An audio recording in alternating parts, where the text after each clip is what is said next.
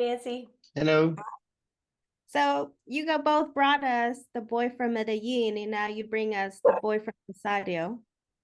How excited are you to bring a whole new story to television for us? Very much. I mean, we're very lucky to be able to bring the story of this amazing athlete and to be able to work with Jenna again. So yeah, we're very happy to do this. This was a dream come true for me to get to work with Juan and to get to work on a project about the greatest of all time doing the climbing his final mountain. So what got you guys to want to bring this story, and what direction? Mainly winning the World Cup, but also with a touch of getting to know his background, because we see a lot of old footage of him.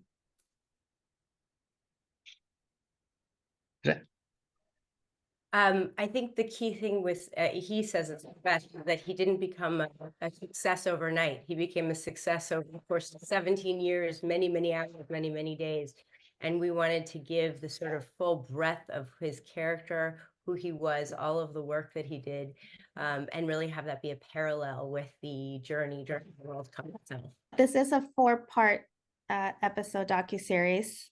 I was at the end of my sofa for the 2nd episode and the 4th.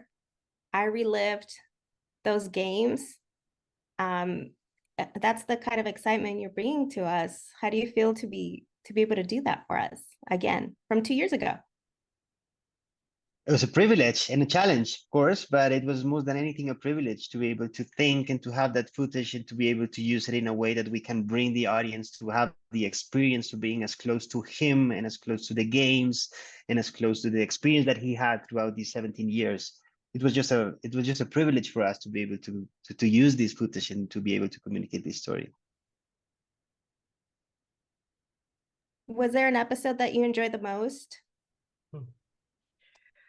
Oh, well, it's hard in a way. The end of episode 1, not to enjoy it, but that was really sort of the emotional journey, because, well, I don't want to give it all away, but we know that they sort of unexpectedly lost. And so to see this team have to come back and pull themselves together, regroup, and we have these sort of great locker room scenes of them all together, and watching this team gel after that loss and really then become sort of over the trajectory of the 4 weeks, become the winning team, I think was really the most interesting for me. I mean, it's hard not to also love the last episode, because it's just really fun. Yeah, I would have to say that for me it was the 3rd episode, because in that episode there's a lot of things happening in the backstory and in the present story, because the game with the Netherlands was such an intense game in all different, in all its sense. And then in the backstory, we were telling the story of the 2014 World Cup when he lost the final, which was a very emotional moment from him, and then coming back out of the resignation. I think it's a very emotional episode that for me stood out. In episode 3, you touched the part I really had a joy with, was Camila. Everyone in the world loves that moment, I think, because it's a moment of raw. But that I think what you really get from the series is that it wasn't just one moment. It was this incredible rivalry. So much was going on behind the scenes in that game. The team really was, fired up.